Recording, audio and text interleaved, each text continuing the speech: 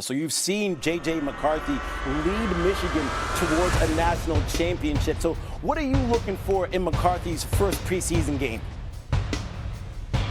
I'm looking for what happens when he gets hit early. J.J. McCarthy's missed the entire season. He got hurt last year in preseason game number 1. In practice, you're not allowed to get touched as a quarterback. This is live. All of a sudden, the defense is going to try and tackle you, to hit you, to hurt you. And so J.J. McCarthy, when the first opportunity he has to scramble, will he hesitate or will he go immediately? When there's pressure in the pocket, how will J.J. McCarthy respond with that torn meniscus? I understand that it's healed, but there's a mental side of the game as well that you cannot simulate in practice. Yeah, J.J. McCarthy's first preseason game. Justin Fields will be playing his first game as a Jet against the Packers tonight. So, Jeremy, how has Fields performed ever since he dislocated his toe in camp? So up and down as a passer. I talked to somebody with the Jets who said that he had a nice bounce back on Thursday, had a couple of rough days, but he responded from the pocket, delivering several good throws. And they got a lot of action coming up, not only preseason games, 2 joint practices with the New York Giants over New Jersey coming up next week. They feel like Fields will be at his best when there are rushers coming at him and 11 players, where it's not like a simulated passing, only because of his legs and his ability to move around. So they feel like between Breece Hall and Fields and that dual threat running game that they could be lethal. Yeah, you can definitely see that Justin Fields is one of the fastest quarterbacks in the NFL. But Sam, what does Fields need to improve upon from last year to this year? Justin Fields needs to improve as a passer. We understand that he's great when things are scrambled or when there's pressure in the pocket. He's great with his legs, but people aren't afraid of him as a quarterback in the pocket. So if he can improve himself as a pocket passer, not just at least when it was last year in Pittsburgh, situational, running the ball on 3rd and short.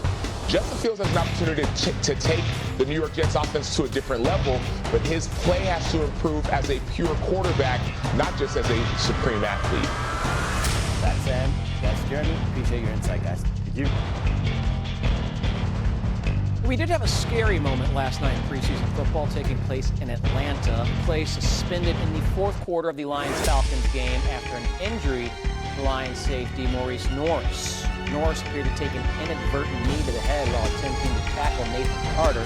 He was eventually taken off the field in an ambulance. The game resumed, the Falcons snapping the ball 1 time but not running a play. Both teams just standing there and choosing to simply let the clock run.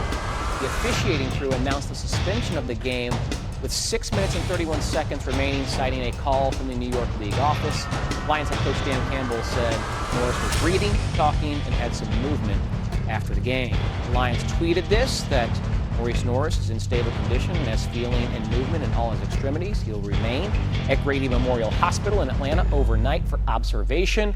We would like to thank the Atlanta Falcons organization, the EMS team at Mercedes-Benz Stadium, and the doctors and staff at Grady. Pro football debut. I don't ever remember a rookie that has been drafted outside of the 1st round taking the league by storm. Sanders throws, touchdown, putting on a show here in the 2nd quarter.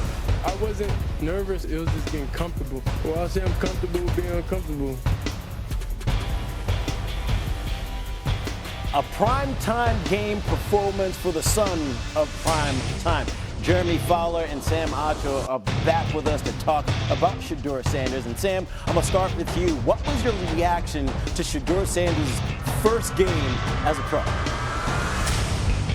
I was extremely impressed. Shedeur Sanders was comfortable and confident. You saw him stand in the pocket and take hits and deliver strikes. Some of the throws that he made popped and jumped off of the screen. They were veteran-type plays. He looked like a vet. He did not look like a rookie. What also impressed me was his ability to use his legs. He did not show that in college in Colorado. So for me, the level of development and growth for Shedeur Sanders and calmness on the sideline stood out more than anything else. So, Jeremy, based on what you've heard out of Browns camp, did Shedeur do enough last night to improve his standing on the depth chart? Doesn't hurt. I mean, he put himself in a nice position, especially because everybody else is hurt. Dylan Gabriel, Kenny Pickett has had hamstring issues. This is a prime opportunity for Shedeur Sanders to work his way potentially into that 2 spot, because Joe Flacco, I think the expectation is that he'll earn the starting job as long as things go the way they have been. He'll probably start that 3rd preseason game. So they're sort of treating him like a starter right now. But otherwise, this is a blank canvas, and he showed accuracy. He's been accurate in camp. And I know the Browns are really happy with his ability to avoid sacks. That was the issue at Colorado. You know, lack of urgency in the pocket has been a knock on him, especially talking to some people that were involved in the Panthers-Browns practice this week before the preseason game. So he showed the ability to get rid of the ball and do that. Now can he do it against some better competition, some more pressure in the backfield? That's going to be the issue for him. But like those red zone throws were lights out. I was texting with some people around the league. They said that was impressive. He reset his feet, delivered the ball, tight window spots. He was good. Yeah, a lot of the stuff that we saw at Colorado, accuracy is a part of his game that led the country in accuracy last year and completion percentage in college. Thank you, guys. Appreciate you. But wait, there's more. As in rookies to keep an eye on Saturday as preseason action continues. Titans fans will get their first chance to see #1 overall pick Cam Ward in action as Tennessee takes on Tampa Bay in his lone season at Miami. Ward sets single-season record for passing yards and TDs. The Jags traded up to the second spot to select Heisman winner and two-way star Travis Hunter. Head coach Liam Cohen told reporters Thursday that Hunter will take snaps on both sides of the ball in his debut. And in a crowded quarterback room in New York, Jackson Dart will look to move up the depth chart as head coach Brian Dable confirmed the former Ole Miss standout would see time in the Giants' preseason opener against the Bills. All right, Jeremy and Sam still with us. Jeremy, I start with you here. What are you hearing is the plan for Jackson Dart in terms of his development to try and become a starter, starting with tonight?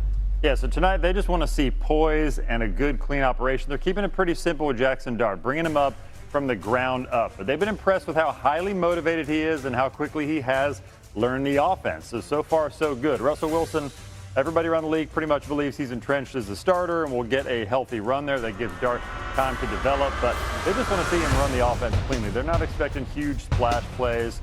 Use your mobility when you need it. But so far, so good. All right, Sam, your turn now. As far as grading on that rookie curve, what do you want to see Jackson Dart show his teammates and coaches tonight? I want to see him show his teammates that the moment isn't too big for him. I don't want to see him look like a rookie. We saw Shedeur Sanders, for example, look like a veteran in his first action. What will it look like for Jackson Dart? We talk about the speed of the game. I remember going from college to the NFL. There's a different level in the preseason. It also speeds up in the regular season. I want to see how will Jackson Dart adjust to the speed of the NFL. All right, let's talk about another quarterback. Now, it's crazy that a guy who went first overall at the quarterback position is talked about as little as Cam Ward is. I mean, Shedeur Sanders, we led the show with for crying out loud. Jeremy, what's the word on Ward from Titans? Well, he's actually going to play. We're talking about these other quarterbacks who probably aren't going to play. Cam Ward is going to be in that lineup. And so I spent some time at Tennessee's camp. Head coach Brian Callahan told me that the work ethic is legit. He's in the building 4:35 a.m. every day. He's bringing teammates with him. So he seems to be a multiplier in that area. He says he processes information quickly, and they'll even go back and forth. Cam Ward will give his opinion if he doesn't agree with a criticism or something like that. They'll have those talks. And I saw that firsthand. He had a bad practice one day. Him and head coach Brian Callahan were talking for 10 minutes about what went wrong in the miscues. But the day before and the day after, he was really good. Yeah. So you see the flashes. I will say, when he rolls out, he's creative. He's an artist. Like I'm not saying he's Patrick Mahomes, but he's got a little bit of that. The sidearm throws, the moves. That's where he will thrive if he gets the chance. What's crazy is Ward, again, a QB taken first overall, not even the favorite to win Offensive Rookie of the Year. That would be Ashton Jeanty, the running back in Las Vegas. Ward second on that market at ESPN Bet. All right, Sam. Question for you surrounding Cam Ward. What is the biggest one on your mind going into tonight? Will he be able to be as much of a magician in college or in the NFL as he was in college? We saw him move around in the pocket. It looked easy to him in